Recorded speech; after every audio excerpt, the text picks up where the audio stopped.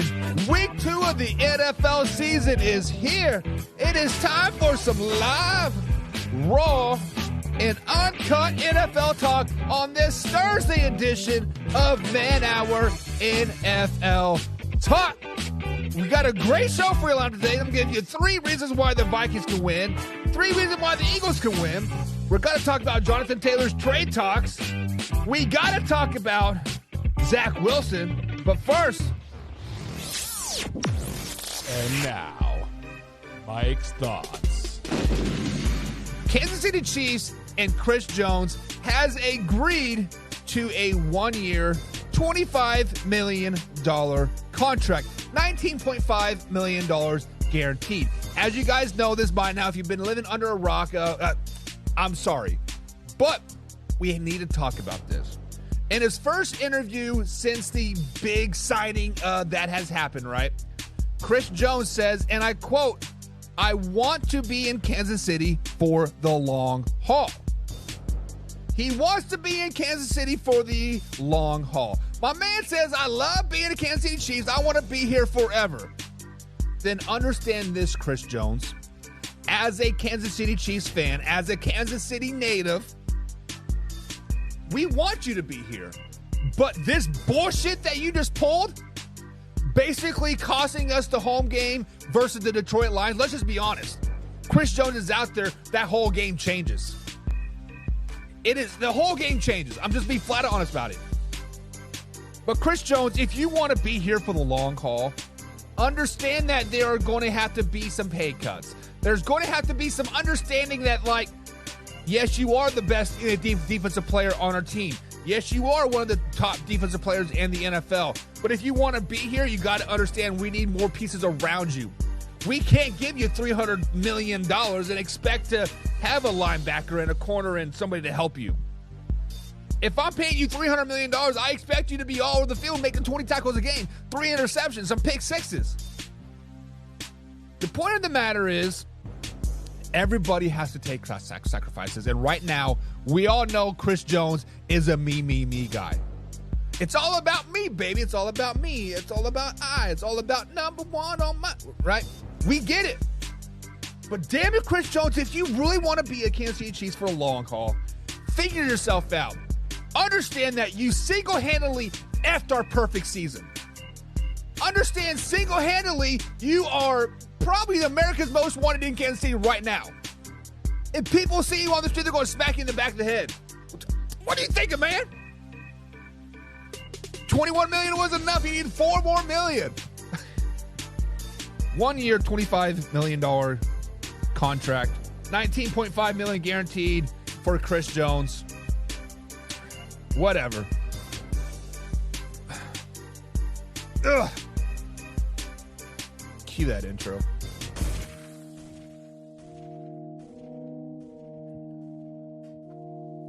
You don't want to be every time, no. I would like to personally welcome you to Man Hour After Dark. Say that thing. While I bring you the host, Mike, Buck, and Cone. You know who's coming to the sports talk than what you about to hear right here. I second that. Go. You know that it's us when we talking about sports. Giving you facts on the field to the core. Tune in, we need the support. 1 hour too short, to listen some more. On all your stations, not dropping no music. Starts like Adidas, but Nike just do it. Down 4 in the 4th, we go for the win. Michael 2 seconds, we taking it in. Buck, Mike, and Combs, you know what's going on. Man, now we're after dark, no LA, we the big spark. No 4th and inches, won't cut short. Got the best talking, it's all sports. Buzzing more than buzz beaters. We coming live, all 3 speaks go. And what is up, Man Hour Nation? Michael Buckheischer here with the Man Hour. Sure to head to manhourradio.com. Check out the merchandise page or check out the blog section as well. We do got a great show for you lined up tonight, but right over here at facebook.com/manhour, I got the poll going on. It is simple. Who do you got tonight? We got the Eagles and the Vikings. Who do you got? Right now, over on our Facebook page, it's 71 votes for the Eagles and 34 votes for the Vikings. So on the live show, I'm curious of what you guys think. What do you guys think who is going to win tonight? Let me know by simply voting, or of course you can always comment as well. Guys, it is If and Then Thursday conjunction Conjunction Thursday, we take you back to 5th grade science fair. We sprinkle a little bit of if and then a little bit of then. So we basically say something like this. If there is mayonnaise on some bread, then I better have a hamburger in the middle of it, right? That is what, there's an orb floating around. Holy crap, that was scary. But that is what if and then is all about. We're going to talk about Zach Wilson. We're going to talk about the Vikings versus the Eagles. Baker Mayfield. Jonathan Taylor trade rumors are back at it again. And the Chicago Bears offense is just a complete disaster and a complete shit show at the end of the day. But most importantly, guys, if you have not done so already, hit that like button, hit the subscribe button, and of course, comment down below. But sharing is caring. ELE, buddy. Everybody love everybody. Share this live stream because we need to get some shit talkers in this live today. Fastest way to piss people off is talk about Colin Kaepernick, apparently, but we're not going to do that today. Maybe we'll save it for Friday night, but we're not going to do it today. But guys, let's start the show off, and let's start it off with a new segment that I like to call the winning formula. So the winning formula is basically, guys, we go around the NFL, and we have cherry-picked some games that I want to talk about. Obviously, tonight's Thursday night, so we are going to talk about the Philadelphia Eagles taking on the Minnesota Vikings. I'm going to give you 3 ways each team can win their respective game, and then later in the show, I'll tell you who is going to win the game. Spoiler alert, I did go 90% last week on my picks, so I know what I'm talking about. Trust me, there's no maybe next year for me on the Detroit Lions fans. Also, guys, excuse me, my jersey did come in the mail today. Right as I got on the show, I saw an Amazon package was dropped off on the a package was dropped off on the front porch, and I'm 90% sure it is my jersey. So tomorrow I will probably be wearing the Detroit Lions jersey, guys. So if it is, yeah, go ahead and let the roast session happen. Do you guys ever just get the hat and can never just like form right? I don't know. It is what it is. But guys, let's jump into the winning formula and let's talk about the Minnesota Vikings taking on the Philadelphia Eagles tonight at Lincoln Financial Field on this Thursday night football. So I've been scouring the old interwebs. I've been looking at film. I rewatched the Vikings game and the Eagles games both respectively from week 1. And I've come up with 3 ways of how the Minnesota Vikings can beat the Philadelphia Eagles tonight. This is the winning formula for the Philadelphia Eagles in this week 2 matchup versus the Philadelphia Eagles. Number 1 is do not let the light crush you. What do I mean by that? By do not let the light crush you.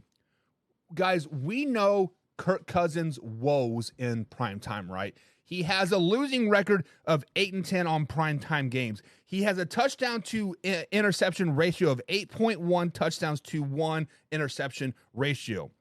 He has 35 touchdowns to 19 interceptions in 18 games as a primetime quarterback.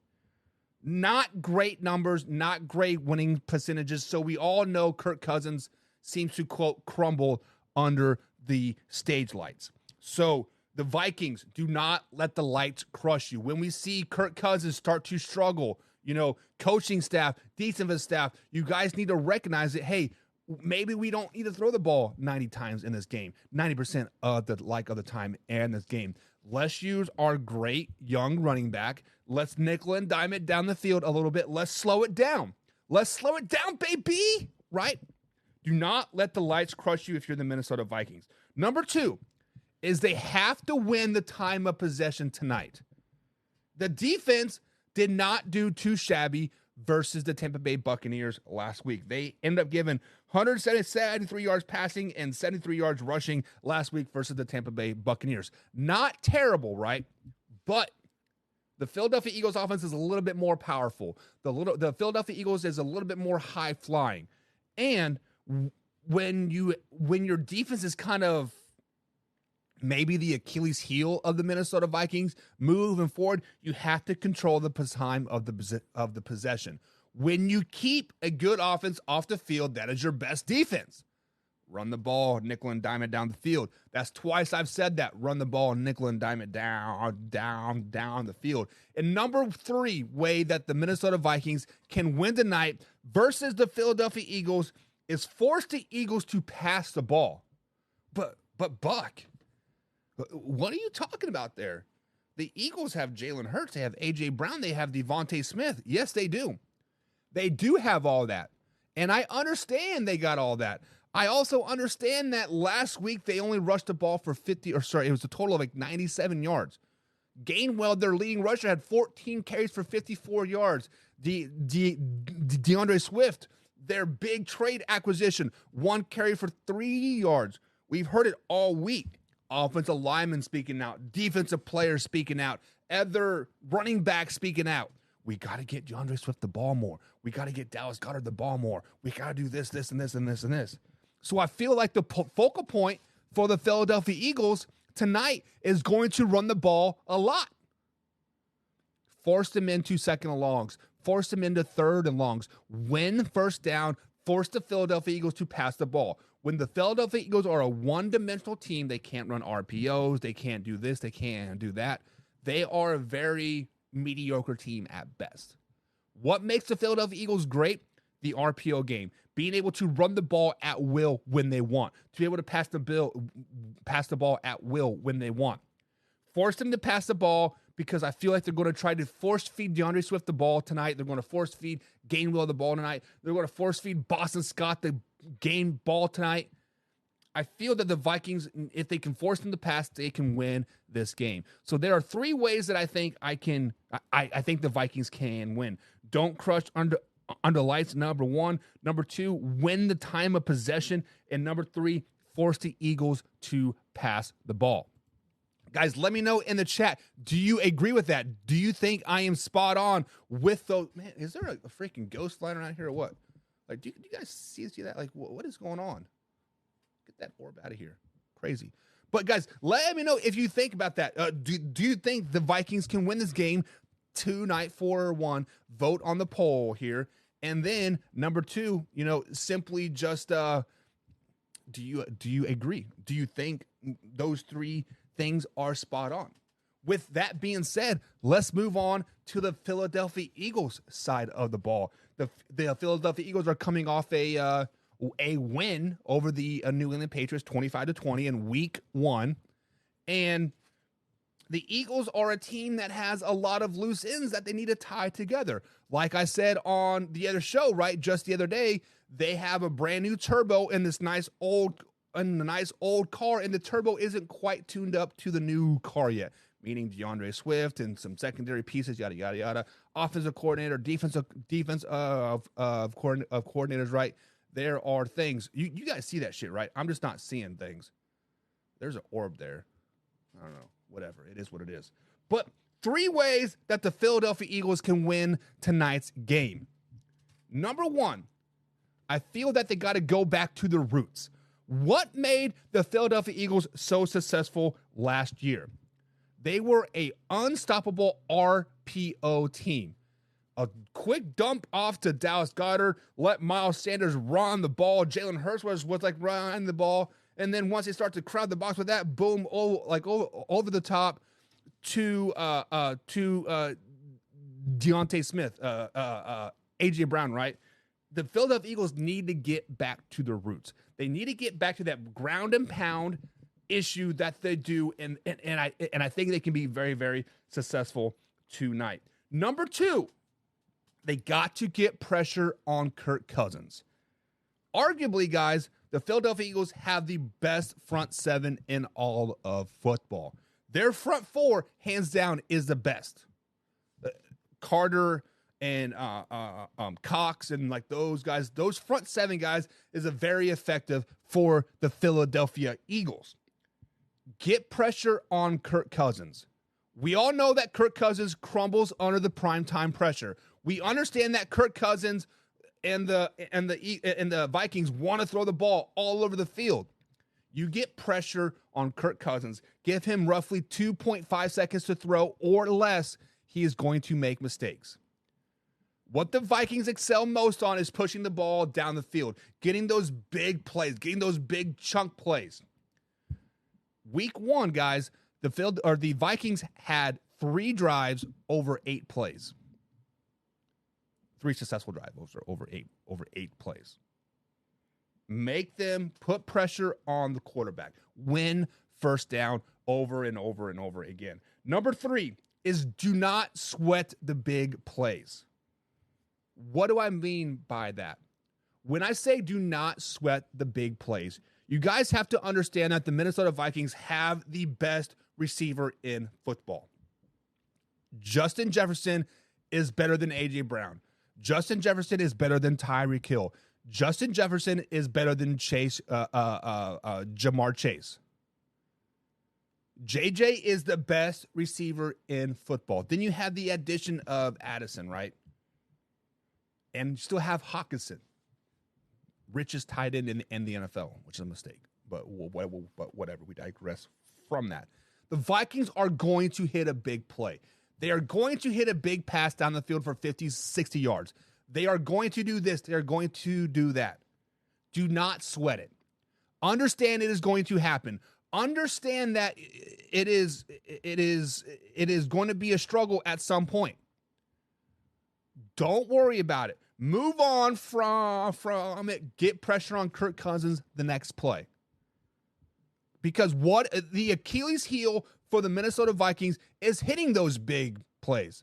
Then Kirk Cousins wants to do that more. The offensive coordinator wants to do it more. Don't sweat the big plays if you're a Philadelphia Eagles fan. So, guys, those are 3 ways that I think the Eagles can win. Getting back to the roots, pressure on the quarterback, and do not sweat the big plays.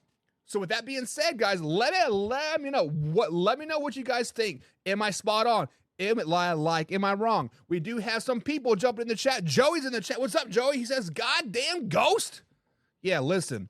If you guys did not see that orb flying right there, like the whole time I was talking about the Eagles, you are freaking blind, because that thing was like, and he said it's the aliens they found in Peru. Yeah, did you guys see about that crap? Was it Peru? I thought it was like Mexico. Maybe Peru's in Mexico. I don't know. I'm not very good at geology. But in study hall, Joey, share him out, man. Enjoy. Study and get smart. Joey is the man that posted the Colin Kaepernick meme. Understand that is a joke, guys. Colin Kaepernick did reach out to the Jets, but the Jets like, no way, Jose. We don't want none of that crap. Joey, you started a race war. Go to that comment. There's 12,000 comments of people like talking about race and this, and it's a joke, guys. It is a joke. Jay is in the chat. Speaking of JJ, Jay Jillian, he said JJ got locked down by Saul last meeting. 2 picks, if I remember correctly. Listen, Slay is a really good cornerback, and I do believe you are correct. JJ did get locked down, but they also did not have Addison last year either. Addison is a great number 2 receiver. Addison can probably be a number 1 receiver on the Kansas City Chiefs right now.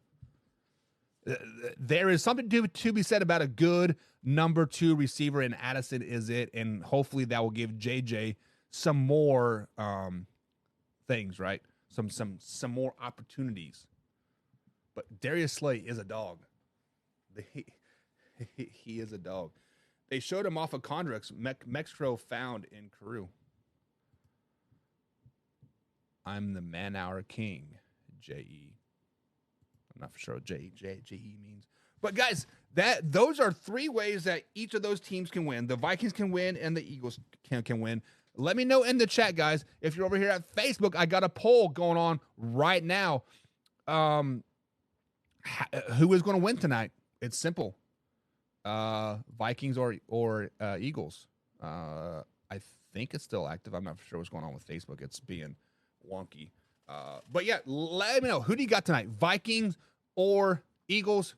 Hashtag SKOL. Hashtag Fly Eagles Fly in the chat. Rep who you got. But let's move on to the next segment of the show. On Thursday, guys, we always do a little thing called If and Then. I like it because it gives you an opportunity to, people can say, oh, I think this will happen. I think this will happen. I think this will happen, right? But with that being said, with the if and then, you you got to use your brain. You got to explore the opportunities of, man, like, if this does happen, then what, right? So what do? We take you back to 5th grade science fair. We ask the question. We form the hypotheses, which is the if and then statement. And then we go gather the materials. And then we get the result. And the conclusion is that Buck is always right. If you don't have that as your conclusion, you are 100% wrong. But let's start with the if and then statement of the day, and let's talk about Zach Wilson and the New York Football Jets. The Jets have been mainstream news since Aaron Rodgers went down just 4 plays into his NFL season with the New York Football Jets. People did not like my Gone in 60 Seconds meme. Apparently, I'm insensitive. But with that being said, Aaron Rodgers has went on Instagram, says he vows to be back, right? Basically, he's in a dark place right now. He will be better. He will see the light, and he will return to New York and do good things. But however, Zach Wilson is the quarterback right now. Zach Wilson is the starting quarterback for a really potentially really good Jets team. So, guys, we have to ask the question. If Zach Wilson does lead the Jets to at least one playoff win in 2023, then what? So Aaron Rodgers is underneath a 2-year contract with the Jets, right? Is it 2 or 3? I think it's 2. So this year and next year. So let's say Aaron Rodgers does want to come back next season, but Zach Wilson is clicking on all cylinders. Zach Wilson is finally the quarterback that the Jets thought that they were going to get. The franchise quarterback, the hot mom banging man himself. Now, obviously, I think it is going to be a stretch that the Jets even make the playoffs. I think it's going to be even a bigger stretch that the Jets win 1 or 2 or make it to the Super Bowl. Even with Aaron Rodgers, I thought it was going to be a stretch. So if Zach Wilson leads the Jets not only to the playoffs, but at least wins 1 playoff games, then what? Then I think Aaron Rodgers doesn't come back.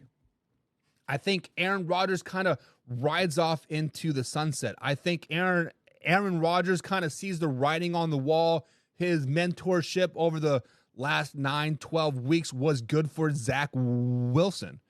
They have developed a bond, it seems like, on, as you watch Hard Knocks and OTAs and like all that stuff, we see kind of like a growth, a chemistry happening, and Zach Wilson obviously respects Aaron Rodgers. Aaron Rodgers respects Zach, maybe just because Zach has a really hot mom, but maybe Aaron Rodgers like, hey, you know what? It is what it is. Zach Wilson, this is what I came here for you to do. You are the man. Here's the keys back to the kingdom. So if Zach Wilson does win, not only lead the Jets to the playoffs, but at least wins 1 playoff game, I think Aaron Rodgers is no longer a New York Jet. I think he retires. Joey, I think Aaron Rodgers retires after next year. I think we are, and these says goes to the Vikings. Wouldn't that be the most Green Bay Packer thing ever? Your franchise quarterback goes to the New York Jets for a year or 2, then goes over to the Vikings and beats your ass. I don't know. Jim says, I heard the Jets reached out to Uncle Rico. I also heard they reached out to Al Bundy as well. But I actually just got a report in, Jim, that Hank Hill will be a running back for the Jets as well. So the Jets are not only exploring quarterback options, they're looking for running back options as well. So shoot, the Jets are like all the guys. Uncle Rico, Al Bundy, who is a guy from Napoleon Dynamite that can throw it over the mountains. I guess that is Uncle Rico, isn't it? I don't know. It is what it is. Stop it, guys. Stop it. Let's move on. Let's go back to the Vikings versus Eagles here. Obviously, guys, we know Kirk Cousins likes to, quote, crumble under the pressure. He is 8-10 in primetime games, has 36 touchdowns to 18 interceptions with a 1.8 touchdown to interception ratio. 8.1 to 1, I should say. But let me ask you guys this. If the Vikings beat the Eagles on this primetime Thursday night game, then what? Guys, if the Vikings beat the Philadelphia Eagles tonight, there are going to be Eagles haters rolling out of the woodwork. Many people were upset that I dropped the Eagles from 1 to number 4 in the power rankings. More people were upset that they were even in the, like, that high. They wanted them 8, 9, 10, right? So people are understanding that the Philadelphia Eagles have some loose ends that they need to tie together. Now, obviously, the Minnesota Vikings lost to a Tampa Bay Buccaneers team. A Buccaneers team that people are like, oh, they should just tank. They should do this. They should do that. They're not going to be very good. Maybe they are good. Maybe they are, up and coming. Maybe they got the pieces together. Maybe they're clicking on all cylinders, maybe. But if the Vikings beat the Philadelphia Eagles, then what? Then the Eagles are in for a long, long season. Not because they're not a good team. Not because they don't have the pieces. Not because they don't have the head coaching and everything else and the fan support. The simple fact of the matter is that the Super Bowl hangover is real. They got a new offensive coordinator, new defensive coordinator, brand new secondary, new running back. It is hard to repeat Super Bowl runs. It is hard to repeat greatness. It is hard to understand because there is going to be turnover. Every time your team does good, there is going to be turnover. When your team goes 14-0, people are going to be like, what are they doing? Let me get that offensive coordinator. Let me get that defensive coordinator. Let me get that quarterback coach. They are going to want to cherry pick your staff and make them head coaches and see if they can reformulate what you just did. So if the Vikings do beat the Philadelphia Eagles on Thursday Night Football tonight at Lincoln Financial Field, the Eagles are in for a long season. It is what it is. Jay says, I just don't see them winning. The Vikings defense is bad. So the Vikings defense did hold the Buccaneers to 173 yards passing and 73 yards rushing in week 1. I don't think that is that bad. 173 yards passing to Mike Evans and Chris Godwin and whoever their tight ends now. They cut O.J. Howard, but that was stupid. And then 73 yards rushing. That's going to probably be about average in the NFL. 100 to 75 yards is about what the NFL is going to average this season. Let's just be honest. So I don't think the Vikings defense is that bad. It's just they get overshadowed by that high-powered offense. The Vikings do have a pretty good defense. They got Harrison, right? The white guy. He is the heart and soul of that team. They got Daniil Hunter, a top 5 defensive end in the NFL.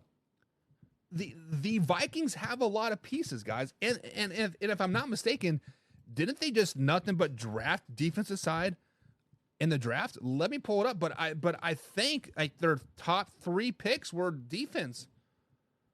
Am I wrong on that, Hoffy? Like I see Hoffy in the chat saying "Fly Eagles fly." They obviously drafted Addison first, but then they got corner, safety, defensive tackle. Guys, the Vikings defense is not that bad. And he says, bruh. Jay's like, bruh. Come on, bruh. They beat Baker Mayfield, bruh. Listen, Baker freaking Mayfield is going to play with a chip on his shoulder all season long. He is out there to prove that the Cleveland Browns made a mistake. He is out there to prove that the Carolina Panthers made a mistake. They are out there to prove that the LA Rams should have offered him a better contract. Baker Mayfield is out to prove those haters wrong all season long. Baker Mayfield is going to have a great season. He's going to have 37 to 4,000 yards passing. He's going to probably throw 10 interceptions, but he's going to have 25 to 30 touchdowns. Baker Mayfield is going to be a really good quarterback this season. Plus, that defense isn't too bad either. So you can say it's Baker Mayfield, bruh, all you want, Jay. But the point of the matter is Baker Mayfield's a top 10 quarterback in the NFL. Baker Mayfield is a top 10 quarterback in the NFL. Man Hour Hoffy says they drafted Addison first, Blackman second, Ward, and then Roy, Hall, and then McBride. You are correct. I just looked it up. I forgot I knew they drafted Addison, like, obviously, but I thought they had, like, another first-round pick. Sorry, second-round pick. I should stay. But this comment right here, it's Baker Mayfield, bro. Baker Mayfield, bro. And that is a perfect transition into our next topic. Baker Mayfield. He did beat the Vikings on Monday in a comeback win. He did only have 179 yards passing, but it was an effective 179 yards passing, much needed at the opportune times. So, guys, if Baker Mayfield is a Pro Bowl player in 2023, then what? Guys, the Tampa Bay Buccaneers is a team that I thought was going to win the NFC South. And then obviously they lost their center. I think Ryan Jensen is going to be a bigger loss than what people are going to talk about. Yes, Baker Mayfield never did play with Ryan Jensen. However, when you have a center that's been playing with Tom Brady, that is a veteran, there is something about a veteran offensive lineman that really elevates everybody else's game. They demand greatness, right? Baker Mayfield kind of needed that center to demand greatness. Now, Baker Mayfield has, quote, been around the block. Was traded from Cleveland to Carolina. Carolina says, whoa, you're doing a little too good, my man. We're going to send you off to L.A. Was at L.A. for 4 days, won a game, and then kind of fell back into the shadows, and now he's at Tampa Bay, 1-0 as a starter in Florida. So if Baker Mayfield is a Pro Bowl player in 2023, then what? Guys, if Baker Mayfield is at a Pro Bowl level for the Tampa Bay Buccaneers all season long, the Tampa Bay Buccaneers will win the NFC South. They will win a playoff game. The Buccaneers have a team that can do some work. They do have a great receiver core. Mike Evans, Chris Godwin, Terry Palmer. Let's not forget about Cade Otton. They're tied in, right? Rashad White, Keyshawn Vaughn, Chase Edmonds, Sean Tucker as their running back. They got a nice running back core.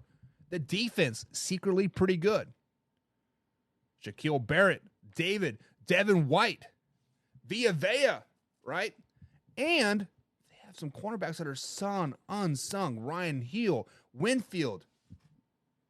Guys, the Tampa Bay Buccaneers are a team that people need to stop sleeping on. The Tampa Bay Buccaneers are a team that need to be, once they beat the Minnesota Vikings, right, the reigning NFC North champs, the front runners to win the NFC North, right, they were supposed to be good. They were supposed to be great. They were 13-4 last season, right? The Tampa Bay Buccaneers, guys, stop sleeping on them. And if Baker Mayfield's at a Pro Bowl level, they're going to win not only 11 games, they're going to win the NFC South, but they're going to win a playoff game as well. Stop sleeping on my man Baker, and stop saying it was just Baker Mayfield, bruh. Baker Mayfield is the man. He is Tom Brady 2.0. Let's not go crazy here, Hoffy. Slow it down, baby. But yes, Baker Mayfield is going to have I think a really good career in Tampa Bay. He is not going to be a one and done. He's not going to get traded off to the Patriots or the Jets or whoever. I think Tom Brady is there for the long haul. Or not Tom Brady. Baker Mayfield is there for the long haul in Tampa Bay. Let's move on. As trade rumors.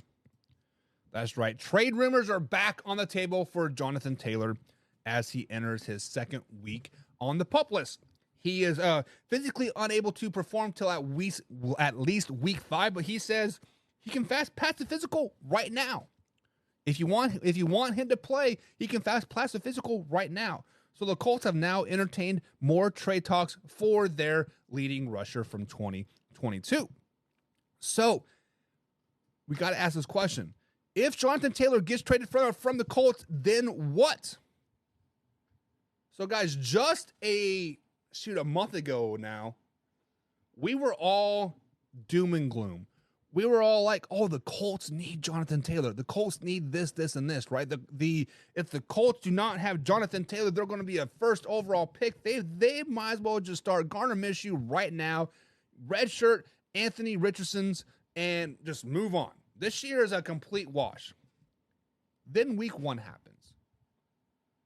Week 1, they're at home versus a division foe in the Jacksonville Jaguars. They went toe-to-toe with the Jacksonville Jaguars.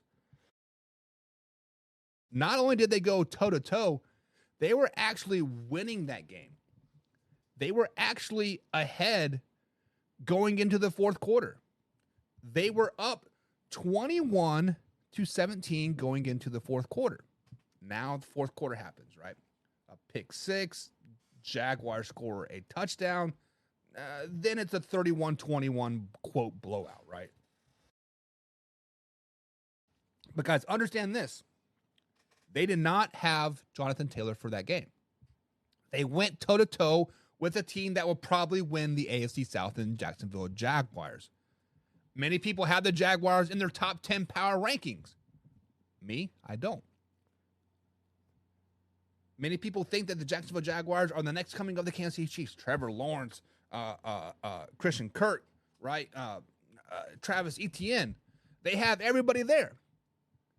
Oh, Jonathan Taylor. Guys, they went toe-to-toe with the Jacksonville Jaguars without Jonathan Taylor. Could they have possibly won that game if Jonathan Taylor was on the field? Maybe. I don't know. To be determined.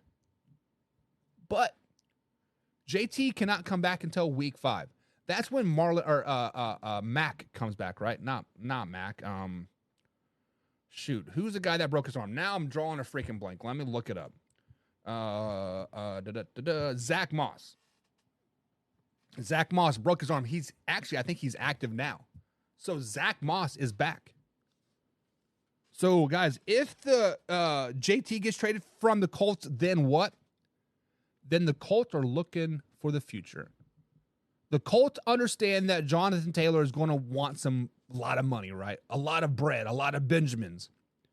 What does a smart GM do? Looks 2, 3, 4 years down the road. Understand that Anthony Richardson is going to get a payday. He is not a bad quarterback. He had a really good rookie showing. Yes, he came on the short end of the stick, but he had a really good game. In years past, Jonathan Taylor was the focal point of the offense. Now, Anthony Richardson is that focal point of the offense. Zach Moss is going to be a nice number 1 running back. They still have Alex Pierce and Josh Downs and Isaiah McKenzie, right? Mo Alley Cox. By the Colts going toe-to-toe with the Jacksonville Jaguars week 1, the value of Jonathan Taylor for the Indianapolis Colts has gone down.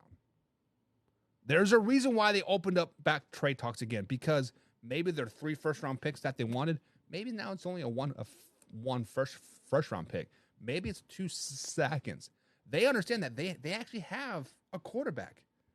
Now, we'll see what Zach Moss does against the Texans and Ravens and Rams moving forward. The next 3 games for the Indianapolis Colts moving forward before Jonathan Taylor can even step foot on the field. We'll see what Zach Moss can do. We'll see what Jake Funk can do. We'll see what Deion Jackson can do.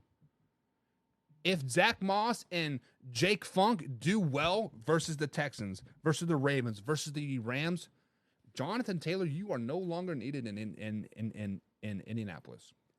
So if JT does get traded from the Colts, then the Colts are looking forward to the future. They understand that they can get a first-round pick for Jonathan Taylor right now, possibly a player. Not Jalen Waddle, but possibly a player. They understand that Jonathan Taylor is no longer their focal point of their offense. They understand that the future is happening right now in Indianapolis. They have a quarterback that's going to get a $300 million contract at some point. Win now or go home. So Jonathan Taylor would not surprise me one bit at all. John Peoples in the chat says, good morning. Good morning, John. Hope you're having a grand old day. Our resident NFL expert here, because John has 4 letters, and if you have 4 letters in your name, you are instantly an NFL expert. That is just the way it is.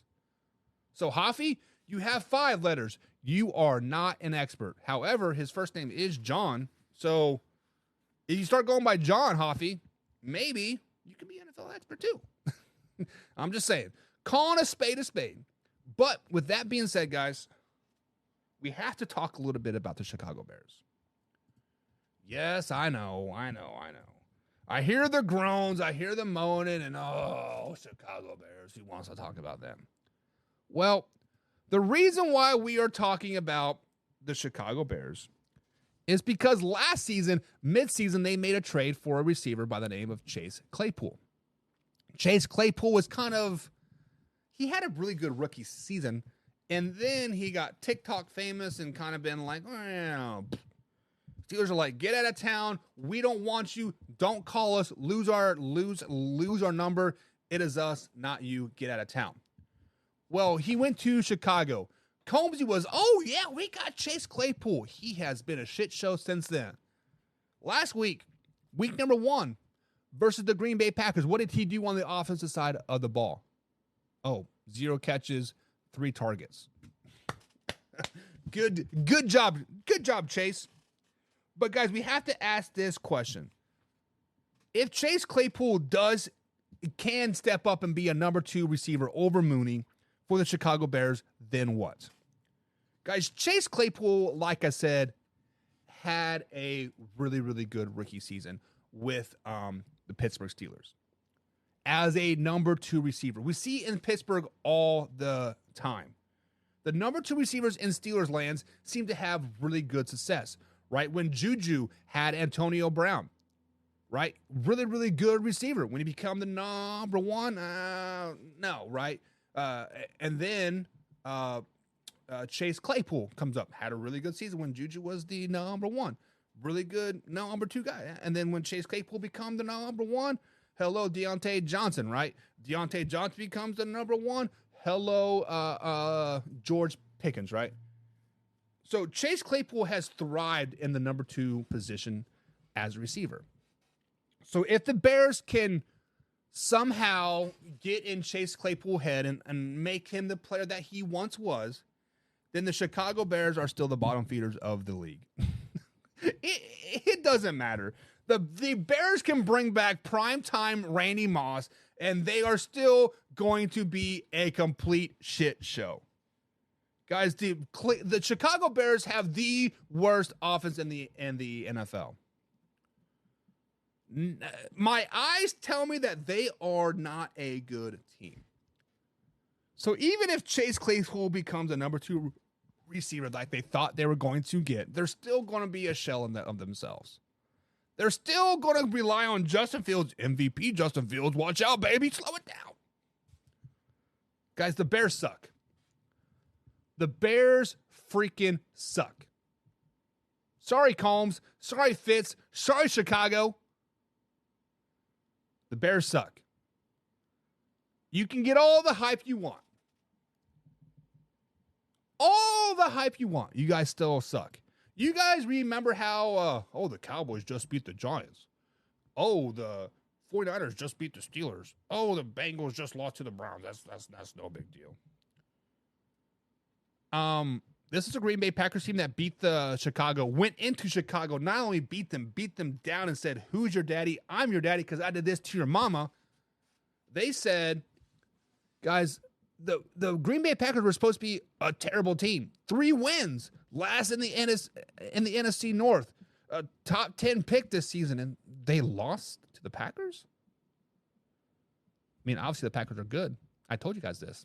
I told you stop sleeping on the Packers. But the Chicago Bears still suck. 100%. I don't know what this means. Decoy?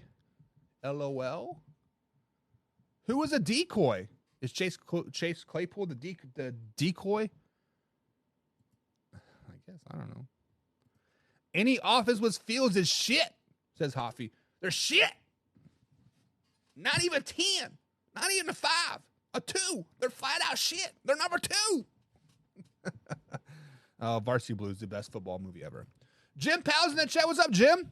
He says Hooker will be the best quarterback from the draft when he gets the shot.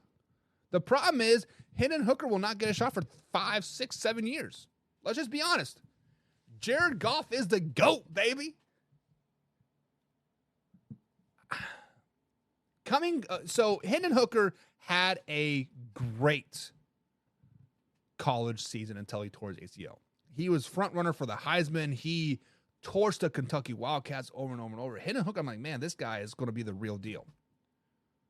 The problem is Tim Tebow was the real deal in college. Vince Young was the real deal in college. Matt Leinart was the real deal in college. Not always do quarterback play in college translate to the NFL. There are issues with Hendon Hooker. The issue is he is almost 30. He is like 27 years old, right? By the time he steps on his field as a first-year starter, he's going to be over 30. Going to be over 30. Now, he might have a 10-year career. He might be like Tom Brady and play till 40. Or he could be like Aaron Rodgers and be on the pace to play till 40, then blow his like Achilles and be done at 38. Hendon Hooker does have an upside. He has a really high ceiling, but a really low floor as well. You know what is great about Jared Goff is his floor is pretty high. So when Jared Goff plays bad, it's still pretty good. Now, his ceiling isn't as high as Hooker's and Patrick Mahomes and Jordan Love and Aaron Rodgers, but he has like a two-step bad to good or bad to great, right? From worst play to good play, when most quarterbacks in the NFL have a 7-step. They're like really down here, then really up, like up here. Low floor, high ceiling for Hooker, but Jared Goff has that higher floor, lower ceiling. So when you have a team like the Detroit Lions that are poised to win a lot of games, that beat the reigning Super Bowl champs and the Kansas City Chiefs, do you want a quarterback that has a higher ceiling or a higher floor? Give me the higher floor every day of the week. Every day of the week. Who is Hoffy cheering for on this gorgeous Sunday night? Since he's a new Doll fan. Listen, I want to make a shirt that says Doll fan. I think that's fucking awesome. Arthur, hit me up in my DMs, man. We need to chat. Hoffy, who are you rooting for, babe? Patriots or Dolphins? Actually, save it for Friday. We will talk about that game and we will break it down. Mites are on chickens. Mites are on chickens. What in the hell are you talking about? Mites are on chickens. That means he will be coming into his man strength at start time. Scary. Jim, you can tell you are a Raiders fan. It sounds like Hendon Hooker needs to go to LA or Las Vegas right now. Make the trade. Jimmy G for Hendon Hooker right now, straight up.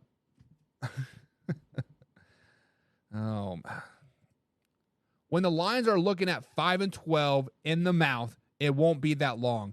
I don't have that much faith in the Lions. So I do not think the Lions will go 5-12 this season. I think they are an 8, 9, 10 win team. I think they're right there in the middle. They are a nice middle of the pack team. Now, they are going to shock some people in the playoffs because they're going to just sneak in there and then bada bing, bada boom, look out for them in NFC Championship game. But I have gone back and forth on this a lot. Jared Goff is due for a contract this season. And I think Jared Goff understands that if he doesn't take like a low contract, he is going to see himself out on the street, right? And the Detroit Lions fan base, players, coaches in general are going to see, man, Jared Goff was here when we went like 2-14 or whatever it was. Then he led us to 9-8, and now he's leading us to playoffs and NFC Championship games. What is going to happen when Jared Goff actually, can work with this roster for a full offseason again and our number one receiver is actually not suspended from gambling and has a torn ACL? Like, what is going to happen, right? I think Jared Goff is going to take a nice middle-of-the-road contract, very team-friendly, And Hendon Hooker is going to find himself much like Jordan Love, sitting on the bench for 3, 4, 5 years. Then at that particular time, Hendon Hooker might come up and, lead the Lions to whatever. But as a resident Lions hater, I guess this year, maybe next year, since 1957, merch is in the manhourradio.com if you guys want that. I don't think the Lions are going 5-12 this season. He might be this, he might be that. John, you are right. Might. What if, right? The Lions are about to start 2-0, he says. Seattle is going to get stomped out. So so we got 3 games so far that we're going to be breaking down Friday. We'll be breaking down the Patriots versus Chargers. Let me write this down. Not Patriots versus Chargers. Patriots versus Dolphins, right? No, it's Patriots versus Jets. My bad. Patriots versus Jets. No, who is it? Patriots versus Dolphins. Yes. Stop trying to overthink, Buck. Patriots versus Dolphins, right? And then we got the let's talk about the Lions versus Seattle. Lions versus Seattle tomorrow. Jim, are you going to be here tomorrow? We can talk about your Raiders. We can talk about the Raiders. Who do the Raiders play? Oh, I mean, it doesn't really matter because they're going to lose. I'm kidding. But the Raiders do play the Buffalo Bills at Buffalo. We'll definitely talk about that one. I have a lot of shit to talk about on the Buffalo Bills. But guys, we're going to break down 5 games tomorrow. Right now, I got 3 right now. We got the Pats versus Dolphins, Lions versus Seahawks, Raiders versus Bills. Guys, give me 2 more games that you want me to break down tomorrow. And I'll give you 3 reasons, 3 ways each team can win. Like I said, we'll break down 5 teams. Your guys' choice. Right now, we got the Patriots versus Dolphins, Lions versus Seattle, Raiders versus Buffalo Bills. Guys, in the chat, give me 2 more games. 2 more games that you guys want me to break down. Right now, I am leaning toward the Chiefs versus Jaguars game. I think that is going to be a really, really good matchup. Obviously, the Jets and Dallas Cowboys are getting sliced up and down. It's actually freaking annoying how much the New York Jets are in the news. We got the Baltimore versus Cincinnati. That should be a really good game as well. We could talk about Chicago versus Tampa Bay. But guys, give me 2 more games that you guys want me to break down. Give me you can slide into the DMs. You can do it right here. But 3 games I am leaning towards: Chiefs versus Jaguars, Baltimore versus Cincinnati, and then a wild card game here that I'm kind of low-key really, really intrigued about. The Commanders versus the Broncos. Kind of intrigued about that game. So, guys, let me know which game you want me to cover tomorrow. Like I said, so far we got the Patriots versus Dolphins, Lions versus Seahawks, and Raiders versus the Bills because you guys are here. You guys are the fans of the show, and we want to please you guys here. Jay says Seattle is down 2 starting offensive linemen. Hutcherson is going to go off. Hutcherson is going to go off. Is Hutcherson going to go off by the 0 sacks and late hand on the quarterback there, Jay? Or is he going to go off off the bench and throw his helmet because they're getting his ass whooped? I'm curious of what kind of go off do you want to go? Do you want the late hit go off? Or do you want the sitting on the bench pounding going off? Because as Hutcherson has gotten all... Slow it down. Slow it down, Buck. Stop talking shit on the man's team. The point of the matter is Hutcherson's overrated. I said it. Somebody had to say it. Somebody had to say it. Yes, Hutcherson does get pressure on the quarterback. Yes, Hutcherson does remind you of certain players out there. But let's just be honest. Adrian Hutcherson. Let's pull up the defensive stats from week 1. How many tackles did he have? He had 3 tackles. 3 tackles. 0 sacks. Couple pressures. He's not going to be held like he did against Kansas City Chiefs. Listen, every offensive lineman holds. Every offensive lineman holds, Jay. If you are not cheating on the NFL and the offensive line, you are not living life right. There is a reason why we teach our linebackers and defensive linemen. We teach them to chop at the wrist over and over and over again because the offensive linemen grab you under your pads and they hold you and they want to turn you left and turn you right. There's holding every play. Deal with it. You can legitimately call holding on every freaking play, Jay. Every play you can call them. But they don't. Because they're inside the shoulder pads. Get those fingers underneath those pads and bada bing, bada boom. You are my steering wheel and I'll tell you where I want to go. I want you to go to the left. I want you to go to the right. And bada bing, bada boom. You're my baby back, bitch. I saw Jaguars versus Queefs. John means the Chiefs. So we will write that down. Jaguars versus Chiefs. That should be a good measuring stick for the Jaguars and the Chiefs both to see where they really stand. So right now we got the Patriots versus Dolphins, Lions versus Seattle, Raiders versus the Buffalo Bills, and Jaguars versus the Chiefs. Not the Queefs, the Chiefs. The Chiefs. Or lining up in the backfield and holding the whole time. Listen. Every lineman cheats. John, Jay, David, Hoffy, Arthur Brown, whoever else is out there. Every lineman cheats. I teach my linemen to play in the gray area every chance they can get. If you are not living in the gray area, you are not playing offensive line right. There is no black and white. There is no black and white in the offensive line. Well, you are there to break the rules. You are there to push the limit each and every play. You are there to get a competitive advantage over your opposition every chance you get as an offensive lineman. I want you to hold. I want you to cheat. I want you to line up in the backfield. I want you to spit in people's faces. I want you to stomp their face mask in. I want you to poke their eyes out. If the referees are not calling it, do it more. Push the limits even more. And the Jaguars versus the Chiefs will show you how good the Jaguars are. Whoa, whoa, whoa. Did I read that right, David? The Chiefs will show me how good the Jags are? Are you saying, David, right now that the Jaguars are going to beat the Kansas City Chiefs? Oh, shit. David, I thought we were friends, man. I mean, I understand I dog your Chargers a lot just as they can't close the deal. But my man's already calling an upset win. Chiefs equaled old news. Hey, Jim, I'm going to give you your 15 minutes of fame, man. The Raiders are in first place right now. The Raiders are the team in the AFC West. And he says he wants Las Vegas versus Buffalo. I think did I write that down? Yeah, I do have that down. We do have the Raiders versus the Bills because that's Jim's team.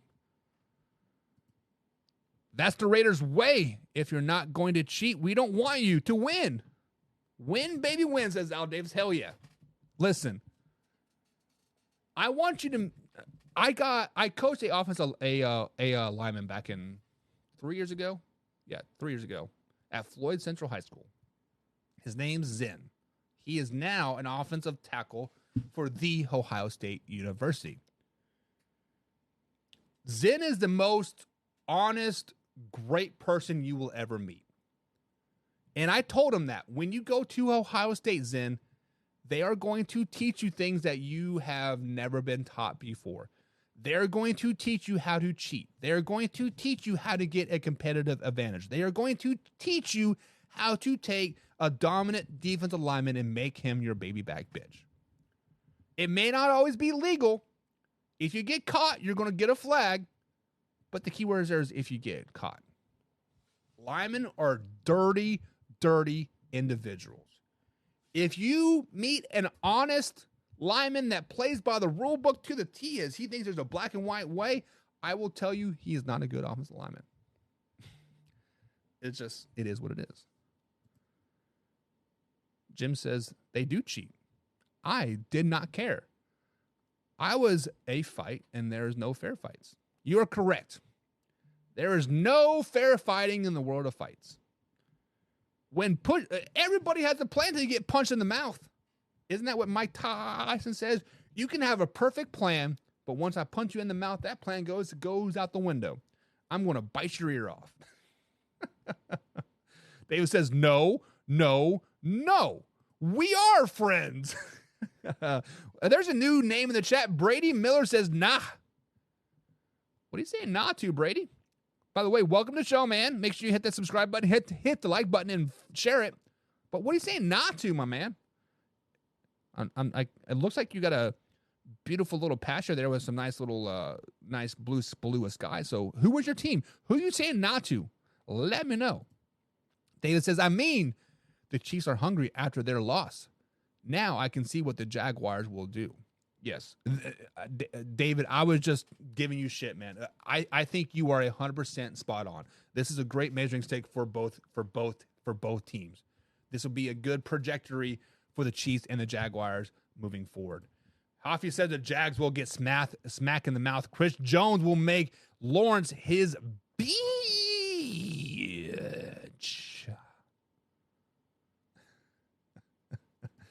Brady Miller, TK, he says, know your role, jabroni, and shut your mouth.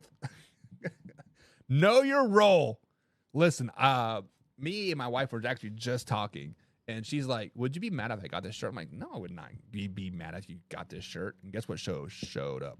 It wasn't the Lions jersey. It was know your role, jabroni. Know your role, jabroni. All right, guys. I think I am all caught up on the chat here, but guys, we still have one more spot for one game. We are going to cover the Patriots versus Dolphins tomorrow, Lions versus Seahawks, Raiders versus Bills, Jaguars versus Chiefs. Guys, there's one more game that I do have time for tomorrow. So let me know. If you guys do not let me know, I'll let Hoffy pick, and Hoffy will pick the Commanders versus the Birds, the Cardinals. Because he loves him some Sam Howell and Josh Dobbs. Guys, that's going to be it for today. See you tomorrow, 10 a.m. East Coast time. And then Friday night, Hoffy takes the reins in the After Hours show. Live, raw, uncut NFL Took, baby. See you tomorrow, 10 a.m. East Coast time. Like, comment, subscribe, all that good stuff. I got the Eagles tonight. Upset win 21-17. Eagles.